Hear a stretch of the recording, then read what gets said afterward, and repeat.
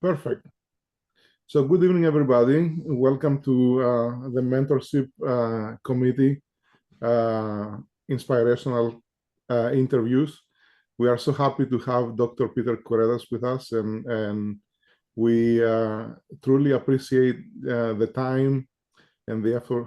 Dr. Kouretas, we know that your busy schedule, and we admire your achievements. So Diane, Madam President, would you like to say a few words before we start? Sure. So I'd like to welcome everyone. Carlos Sorizote, thank you for joining us for the fourth in our series of mentorship.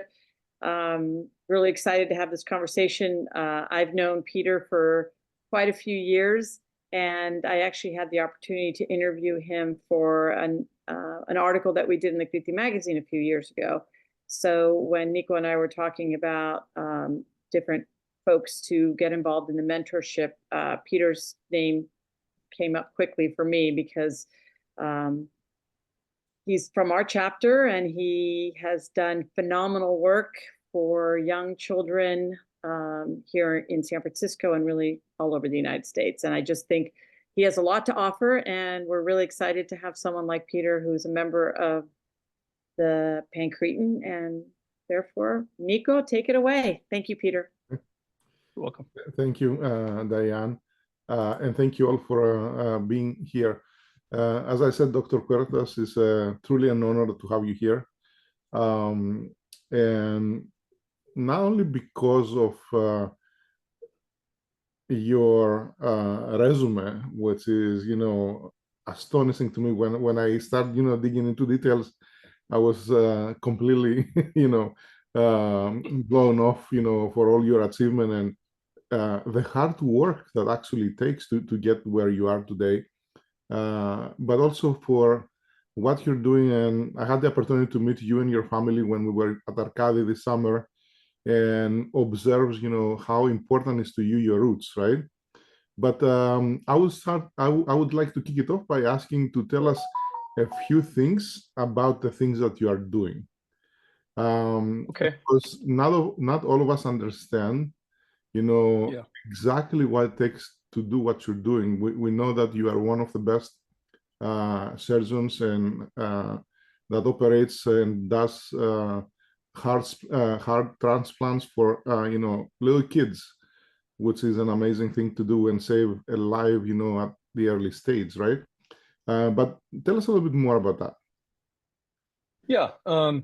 So my specialty, how it's evolved, is congenital heart surgery. So you guys recognize that term. It's basically any congenital abnormality of the heart. So usually it's in pediatrics, obviously, where babies are born with heart abnormalities. So we fix them all the way when they're born, when they become infants, adolescents, and into adulthood as well. And when we came to San Francisco in 2016, one of the things that they asked me to do was to start the heart transplant program in addition to, a very well-established congenital heart program. So believe it or not, they never did heart transplants at UCSF in pediatric and congenital. So that's what my immediate task was to get that up and going, and that worked out pretty well. We did our first heart transplant about a year later, and now we're up to over 20. And we just recently became a center of excellence, which was a good accomplishment for the team. So we could talk more about that, but that's kind of the kind of where we are right now. But it's it's basically working on pediatric and congenital heart disease is what our focus is. And we love your humbleness, but really, this is not something that many people do on planet Earth, I would say, right? And I would like to start, with the questions. I assume that you didn't know from the beginning that you're gonna end up in the heart transplant for kids, but what made you to go to medicine? And I know that you took some risk, and it wasn't so profitable, right? You told me before. So if you can tell us, what made you go to medicine? That would be lovely. I guess the simple answer is it probably chose me. I didn't wake up wanting to, or had a vision to do this, but you gravitate to where you gravitate. You just have to be open to what your path is. I always knew that I liked sciences. I liked that, but even in undergrad, I didn't do my pre-med work until quite later, meaning like the third year. So it wasn't like I started off right away, knowing what I wanted to do. But then once you find out, you kind of, you act on it. So that's probably the, one take-home message is once you figure out what your path is, you act on it and you do it, and you find out what you need to do and you make it happen. Sometimes it might take a little longer, meaning, I didn't finish in 4 years. I took an extra year with a gap year. But that set me up to, to go to medical school. And from there, I kept an open mind. I really didn't have a sense of what path I was going to take even there. And then I just remember I had to decide whether I wanted to do medicine or surgery. It became like that kind of simple, was I more attracted to the medical side or the surgical side?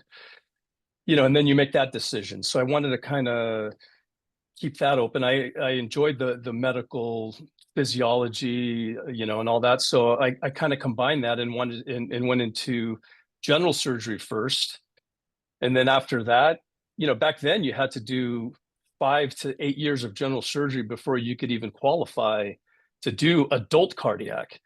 So I did 8 years of general surgery with research in that path, and then applied for adult cardiac, did that. And then at that point, I was interested in the pediatric side or the congenital side. But even then, it wasn't totally sure because it wasn't guaranteed that you could get those spots, to be honest. So I ended up doing, I ended up deciding that's what I wanted to do, and then did a fellowship in congenital heart surgery as well as transplant at Stanford. So once again, once you figure out what you want to do, you kind of choose the path and make it happen. And it's not always straightforward. You don't necessarily get to stay at one place. You have to, gravitate or move to where you have the opportunity. But that's another take home is be open to, going to a place that you didn't expect to go, or being flexible in your plans. But the message is know what you want and then make it happen. And it wasn't comfortable, I would say. And even though I know that you finished, your medical school very early, 22 years old, if I'm not mistaken, and then and then you move, very quickly, relatively to the term quickly for medicine, all the way up to where you are today. But that made me actually question or inquiry, what was your support system? How did you get, or from whom, or what kind of support you received to go through? I had a great support system. Few, my family, mom and dad, my brother, supportive all along. And I left, as Diane knows, I left when I was 18 years old and went back east, not knowing anybody, not even being on, not even going on a plane for the first time. So, it takes a leap of faith. It's probably a simple way of putting it. Right. But also, support of your family is critical, meaning you have to know that they're there for you, which they were, and trusting that it'll all work out. Easier said than done, but you have to have a belief and a trust that the path that you choose is the right path, and you trust that it'll work out. Takes a lot of support, but importantly, takes a lot of faith. That all of us are raised with. All of us that are, on this Zoom call, and my statement is rely on that. Go back to that. If you've gone to school and have stepped away a little bit, you got to gravitate back to that, because that's what helps navigate things. Yes, and I know based on the age of your kids and your family, you got family all along those journey, right? So how did this play a role, having to have the family that early within your journey of becoming Yeah, it was on what you do? relatively early, but not that early. One thing that I would so I got married when I was probably in the middle of the general surgery part of all this. Yeah, so during training, having a family was actually very good because it helps you have a good balance. It helps you have the support you need because it's very challenging just doing what you do. You have to have a balance in your work life. So that was important. If anything, I wish I would have gotten married earlier. It would have made it I don't know, easier. Not easier, but more support. Okay, so you're suggesting that, getting married may be supportive, Absolutely. You know, I see, in these days that a lot of kids or a lot of young adults wait until they're established, wait until they're making money, wait until all these things before they decide to go down that path. My argument would be if you find the right person, go down that path sooner because it's an important thing to establish that, and it only helps you. So my argument would be don't wait. If you can find the right person and there's no reason to wait until you're making, X amount of money or you're waiting to have this, that, and the other. No, just go down that path and go down the path together because that way it makes it I don't know, more enjoyable, more fruitful, more right. And since we're talking about family, maybe now is the time to do a small parenthesis and tell us a little bit about your roots and your family, where you Yeah. come from, and your Yeah. now, the wife and the kids. Yeah. So both my wife Nikki and I are first generation. My parents are both from Crete. My mom is from Chania, Tikalaria area. Outside of Chania, my dad is from the Pilo, home of Adedecumpo. No, I'm just a choreo by Pilo called Pidasos. And my wife's family is from Tripoli and Valtetsi, which is another very historic area. Right. And it was nice. We got to go to Greece this summer and visited all these places. So it was very neat. And the kids? My wife and I met, as I mentioned, during my training, and then bounced all around the country during my training. But that it was nice, and we started having kids a little later. It took us about 5 years, so I blame that on the training. But you do what you can do.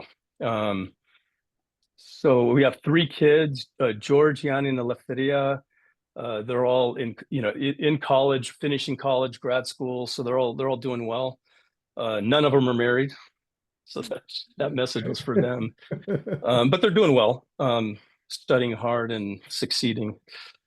And let me just mention one thing. When we got married, Nikki and I, the only priority prerequisite for any place that we went to was that there was an Orthodox church in the city. So that was critical, and I wouldn't have gone anywhere if we didn't have that. So that'll just tell you how you have to think. And how important faith, as you stated earlier, is. Yeah. Which is great. So let me take you back to your profession. And yes, you said that medicine finds you, and then you kept choosing what you chose. But what made you to choose something so specific, so specialized, and particularly so risky? It's not easy to perform, the type of surgeries that surgeons perform, right? Yeah. That's a good question. I think this gets us to a couple other points. When you're in medical school, or even before medical school, while you're applying to get into medical school, you have to gravitate towards. Let me just more talk about during residency and during training. What I found is that you gravitate towards mentors that you see yourself emulating or following that path. But more important than that, you choose a field that you think that you can be good at, that you like, number one, and that you can succeed at. So it's not like you wake up and say, I want to operate on kids' hearts, but you gravitate towards that because you find that you have good hands, you like the operations, and then you like the complexity. You like the anatomy, you like the physiology, and then you just kind of keep going. You find where your niche is. But probably the most important thing is find what you like, find what you think you'll be good at. But then the most important thing is you got to be honest with yourself. You have to kind of be attentive to yourself. You have to, be honest and say, can I do this? You don't want to say I can do this, but yet don't have the hands to do it, or don't have the patience to do it, or don't have the temperament to do it. So that's where your mentors come in. You have to kind of see yourself in that role. Yeah, I can see myself doing that, or I don't see myself doing that. So probably the biggest thing is be honest with yourself, understand what your skills are, understand or have a feel if you can do it. And then you just got to go for it. And then along the way, you have to recognize, well, maybe I can't do this. Maybe I can do something else in this field. So it kind of evolves. And that's why you always got to keep yourself open to different pathways, because maybe that isn't the right path. Maybe I find that, this is a little too risky or a little too high risk. And that's fair. I mean, maybe this lifestyle is too crazy. That's fair too. So you have to kind of be open and be flexible.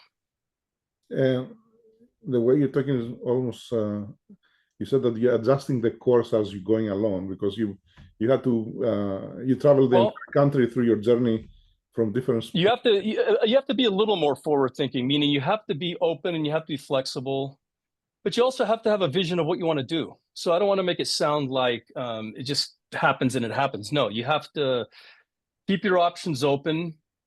Always have a fallback plan. Well, if this doesn't work, this, but in your mind, you gotta be focused and know what you want to do. So I don't want to make it sound like it's just happened or whatever. No, you have to know what you want and you got to go for it, but do it in a way that keeps your options open. Like I would have been perfectly happy, just for example, staying in general surgery if I didn't get into an adult cardiac position. I would have been happy doing adult cardiac if I didn't get a congenital position. So that's kind of what I mean. You have to, be content where you are, but also have a vision of where you want to be. Is probably the best way to put it. So have a path and then follow that path and then be. Yeah. Okay, that's great, and thank you for that. So during that journey, right, that I'm sure that you had a lot of challenges to in front of you, and you had to overcome those challenges. If I ask you, if you remember, a few, or maybe what was the biggest challenge that was impactful for you, what would you say? Oh, shoot, there's challenges all along. My biggest challenge was yesterday. So there's challenges all along. You just have to deal with them, confront them. But probably one immediate challenge is getting a job. I mean, believe it or not, it's not like, you finish and then you have 14 jobs waiting for you. I mean, I finished in, I don't know, 2004 after training, and I had two job opportunities. They were both good, but I knew many people that were in my path that didn't have one job opportunity. So I would say that's a challenge.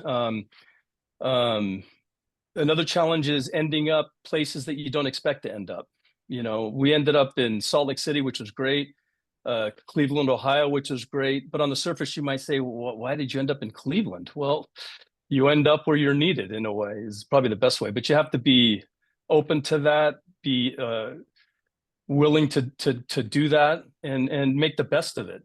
And not to make it sound bad, every place that we've been, you incorporate yourself in the community, and you become a part of that. So we have no regrets at all, to be honest. If anything, it's been great because we've been exposed to a couple different communities.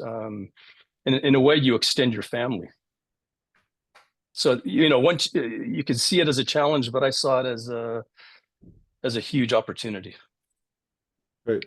So can you tell us more about your mentors? Oh yeah.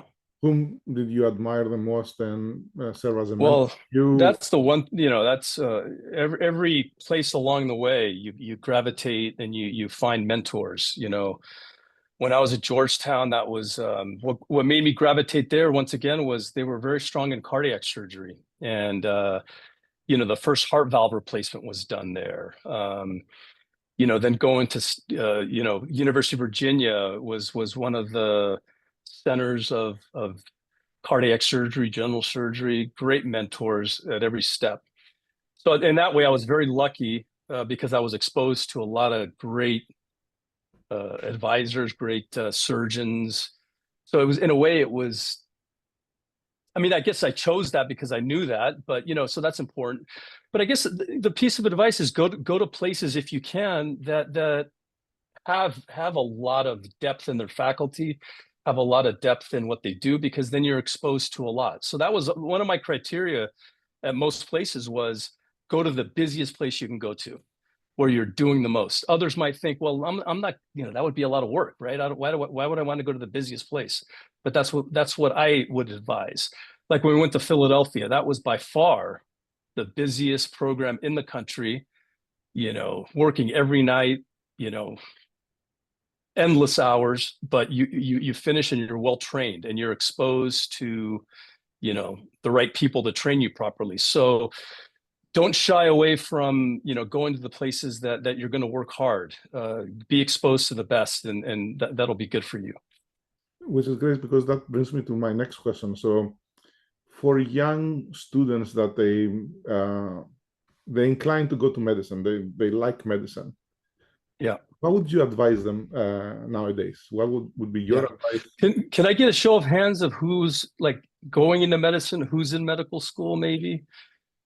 So you guys are students that want to go into medicine. Okay. Yes. Is anyone in medical school? You're in medical school. Okay. So I think it's different phases. When you're getting ready to go into medical school, obviously you're working hard, getting good grades, focusing on your grades is critically important. Don't get too distracted is probably my best advice, because you got to do well. You have to distinguish yourself in a very competitive arena. So I just remember, when I was an undergrad, and undergrad is a very distracting time because you got parties, you got all sorts of events, you got all sorts of stuff, but you got to focus on what you're doing. You got to have a balance. Don't get me wrong. You have to be able to do both, but know when you got to study and know when you got to do well, because it's always going to come down to who's got the best grades and who's done, the most, because it's very competitive. And the other thing is, I would advise getting involved in some laboratory research, some clinical research, some other pathway that's going to help you get into medical school. Shadowing, spending time with physicians, find out what you need to do. I have a sense of that, but you got to put the hours in. You have to shadow, you got to spend time in the clinic, you got to do research, you got to publishing will really distinguish you. So all those things, if you can do, will help you get into med school. And then when you're in med school, we talked a lot about being open-minded and figuring out exactly what path you want to take. And then even during residency, I think we spent a little bit of time talking about that. But for the medical students, or for the undergrads going into medical school, you just really got to work hard and do well. It's really a very challenging field to get into. Yeah. It's very interesting that you mentioned about publishing, because when I saw your resume, I was like, how many, how big is the list of the things that you published? It's like really, really something that I was very, very extremely impressed, I would say, to do all this and at the same time to find time for research and publish, papers in the medical field. Well, yeah, it's a balance. It's and that evolves too as you progress, meaning, as you start doing more clinically, you collaborate, you work with others, you're part of other teams. So you have to find ways to be, hopefully land in a good place where you have opportunities to collaborate with other researchers. So that's important for your academic career. We could talk about that as well, but it's I think we're talking about different phases. Each phase is different. Getting in, figuring out what you want to do, and then progressing once you are in your field, those are all different dynamics and different things that you got to do to advance. So, you know, we can talk about that if anyone has questions, but it's each phase is different with its own kind of things you have to focus on. And I know you don't like to say that yourself, but I know you are one of the top of your field. So I would like to ask, what's next for you? What is the next step for you? What's your next? Yeah. Well, as we mentioned, you know, we've established the transplant program as a center of excellence. So I think now one of the priorities is growing it, becoming, you know, more of an influence in the region, growing our, we mentioned adults, you know, patients that have congenital heart disease that grow into adulthood, we still take care of them. So that's a growing population. And taking care of them is a focus of our group. Doing transplants and managing their heart failure is also a growing area. So developing programmatic, you know, advancement in those areas is what we're focused on. That would be great. You know, in the research side, we could talk about that later, but there's also opportunities to, you know, research and focus on different cardiomyopathies, which is what we work with, different mechanisms of disease. So we have a lot of good collaborations with the Gladstone Institute, with the Cardiovascular Research Institute at UCSF. So there's opportunities there to build and to grow that as well. Yeah. So before we open it up to questions, I have you know, a little bit more personal question. Yeah. The way I experienced you and your family, you know, especially when we went to Arcadi this summer together, Yeah. I observed that you have a very special connection to our faith and to our heritage. So Yeah. that special and deep connection, did that, you know, help you? Did that, you know, block you from anything? You know, how come you maintain that? You know, tell us more about that. Sure. Well, I mean, this is, in a way, it's who you are. You know, there's nothing really to, you know, I was, you know, born and raised in a family that was very, very religious and very proud of their roots. You know, first generation. You know, my grandmother lived in our house my whole life, it seems. You know, only spoke Cretan, so I know that dialect. My mom and dad only spoke Greek in the house. So the language was there, but probably more importantly, the faith was what we were rooted in, my brother and I. You know, it was just a part of who we were. So to say, does that have an influence? Yeah, I think it does. It paves the path, but it influences you in ways that you don't even think about, right? It's part of who you are. But what I can emphasize and stress to the young generation is don't lose sight of that, because, you know, you guys are only second generation now. This is a part of who you are. When you go to school, don't lose track of that. Become involved, become part of the community. Even if you're at a place you don't know anyone, you can learn, you know, you can learn and you can be a part of that community. So always go back to those roots, because that's what makes it meaningful. Okay, so before and that's how you give back. That's how you give back too. You know, when it's a part of you, it becomes very natural. That's what I'm going to give back to. And this is a part of that too. You talk to young people, you mentor them, you try to impart some of this, and, you know, try to have them recognize that you know, your roots are deeper than you think. Very nice. Before we open to questions, is there anything else that you would like us to know? No, I mean, I think that's pretty good. Okay. I mean, one thing, this will give you a sense. I mean, I guess most people know this about me, but the last time I went to Greece was in 1988, before starting medical school. And the time after that was just this last summer. So that'll give you a sense. And it wasn't like I didn't want to go. It wasn't like it wasn't a part of who I am. But sometimes you have to focus on the things you got to focus on. And it doesn't leave you. It's always a part of you, even though, you know what I mean? So don't even, lose sight of that. yeah, even though you may probably was a sacrifice for you to progress in other areas, but the amazing thing is that you haven't lost any connection, or you were able to maintain the deep connection that we have with your roots and with our faith, as you said. Yeah. So Yeah, but you got to do it. You got to do it. You can't just, it's got to be a part of you. You have to want it. Like I only listen to Crete music, and that helps.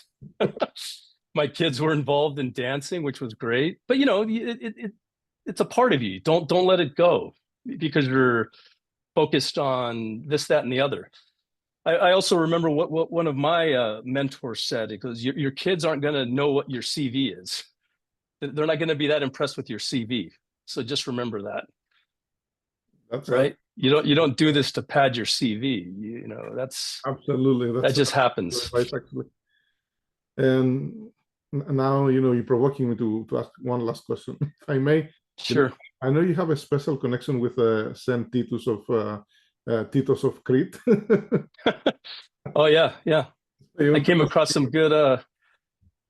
You want to? Let me share. You want me to display it? Yeah. If you want me, I can display it. Something that. Oh, you did. Can you guys see that? Yeah, we see it. Okay, so this is just an icon that I have, and the first bishop of Crete was Saint Titus, Titus, and you can just see what his philosophy and what his ethic was. Show yourself in all respects to be a model of good works.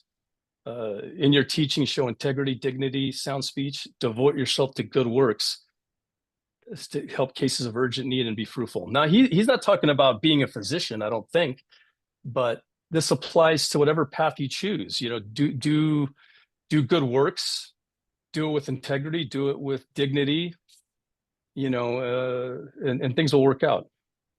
So I just put a couple things here, but we don't need to focus on this. You guys all know what this is. General qualities of a physician, be empathetic, resilient. Qualities of a surgeon, have good hand-eye coordination. Yeah, that's kind of given. But some of the things you might not think of, stamina, endurance, ability to adapt. You'll find that in the surgical field, you have to be able to switch gears quickly and seamlessly, or it can affect the outcomes that you have. You also have to be innovative. You have to learn new techniques, learn new skills, learn new operations as you're growing and evolving in the field. So that's one of the nice things about surgery. Bounce back ability. Trust me when I tell you don't remember your successes, but you grind on your failures, and you better learn from your failures and bounce back from them and move on, or you're going to be quite crippled. So that's a trait that you develop, and unfortunately you get better with that with time, or fortunately I should say. Some of the challenges: long training, long hours, unpredictability, we talked about that. Life balance, family balance, we talked about that. And specific traits. I remember one of the first things that one of my adult cardiac surgery mentors told me, and this was I think my first case ever as a first-year resident, was on an 86-year-old frail little old lady that needed an aortic valve replacement. And I'm like, I can't believe this guy's letting me do this, was my first thought. And this was day one, July 1st. And he looked at me across the operative field, and he looked at me and he said, "I will let you do this every time, but don't screw it up." That was his first quote to me. So that gave me, confidence. And then the next thing he told me when something happened, not in that case, but another case, he goes, "This field will humble you. So don't have respect for what you're doing, because the field is difficult." Now I'm talking about any surgical field or any area that you go into. The field will humble you. So approach it with humility. There's no room for pride. There's no room for ego. You have to do the right thing and keep your pride and ego out of it. You know, you got to do the right thing for your patients. So it's a huge commitment, bond, contract you have with your patient, however you want to phrase it, relationship, you know, and you're there to take care of them. So there's no room for you being right or you being whatever. You have to do the right thing. And don't let your ego get in the way. You know, the other kind of pearls, continually prepare. You always got to go in super prepared. Don't show up to an operation or even on rounds when you're, you know, rounding on your patients unprepared. So always put the work in, wake up when you have to wake up, but be prepared, show up on time, you know, simple things, but it'll get you a long way. You know, leadership skills, you know, listen to your team, learn how to build a team, you know, and that takes trust. So you have to, you know, be trustworthy. And trust me when I tell you, you're going to know when people are not being honest to you. So you always be honest with them. Don't ever lie. Don't ever say something that's not right. In this field, medicine, and you know, this applies to other fields too. You're going to be challenged in ways that you didn't know you were going to be challenged. So you got to dig deep and you got to figure out what you have to do, and you got to, you know, and that's where your faith comes in. That's where the strength of your family comes in. You have to be able to lean on your support, but the bottom line is you got to dig deep and you got to figure things out when things aren't clear, when you're faced with challenges that you're not sure that you can handle. And once again, gather strength from your patients and your families. Always go back to your patients and the families you take care of, and they'll give you the strength that you need. I think we talked about these. Prioritize your faith, your family, be actively involved, do your stavro daily, frequently. This is another important thing. When you leave your work, leave your work. Don't come home, you know, with your work on your mind. And that's easier said than done. It's kind of always on your mind, but don't let it distract you when you're dealing with your wife, when you're talking with your kids, when you're doing stuff. Try to be attentive at that moment. Don't be distracted. And once again, easier said than done, but you got to work at it. Maintain a healthy balance. We talked about that, and then always give back. So this is where we visited in Arcadi this summer. And I think Diane can mention this, but I think there's something on YouTube. I haven't had a chance to see it, but this was probably one of the most influential events that I've been to in a while. And read up on this history, because basically the Cretan Revolution started here. And it gives you a sense of, you know, where we come from and what we're about. Let me just go back. So this area here was where the roof was blown off. So there was something like 1,000 you know, Cretan women, children, soldiers that were trapped in this area, or that basically went to this area because they were being overrun. And instead of being enslaved, instead of being taken over by the people that were taking over, they blew the place up. And that was, you know, the spark, the start of the revolution. So you can see here, if you look carefully, the gun smoke on the walls and the roof just being blown off. So they valued their freedom above everything. So that'll kind of give you a sense of where we come from. And this was what we were celebrating when we were here, was the 4 martyrs from Rethymnon. It was the 200th year anniversary. So it was even before this event that happened that these 4 saints were martyred. And you can argue that was like before the revolution started. So the path was already being set. And you can see here, this is the most incredible icon that I've ever seen. You can see the blood of the martyrs on the icon. This is like one of the only surviving things of the Arcadi, not the only surviving thing, but one of the only icons. And you can see the blood of the martyrs. So Diane can tell us a little bit about where we can get more info about this event, but it was unbelievable. And Metropolitan Prodromo was the host. And he told us, he goes, when you come here, your roots are watered, meaning that you water, you replenish your roots. When you learn about these stories, when you learn about your history, when you step foot on a place where martyrs bled, he goes, that affects you. And it, you know, that's what I'm talking about when I say remember your roots, because all of us are influenced by them. And absolutely, we're gonna post, you know, soon, you know, at some point in the video. Yeah, but I recommend it because it was something else. anyway, so we can answer any questions. And this is the Limani. Yeah, I love as you guys all know. background. Yeah. Okay. Thank you so much. So if we don't have any other questions, and we are at the top of the hour, Dr. Kouretas, we are very grateful that we had your time today. I think that was, a very interesting, to say the least, but mostly inspiring conversation tonight. So thank you so much, Madam President. I don't know if you have to say anything before we close. I want to thank everybody for being on board. Peter, your family, everyone, really inspirational. And thank you for being a mentor. I see a lot of great students here that are following that field, and we're very proud of you. Someone asked a question about how the PAA can support your work through philanthropy.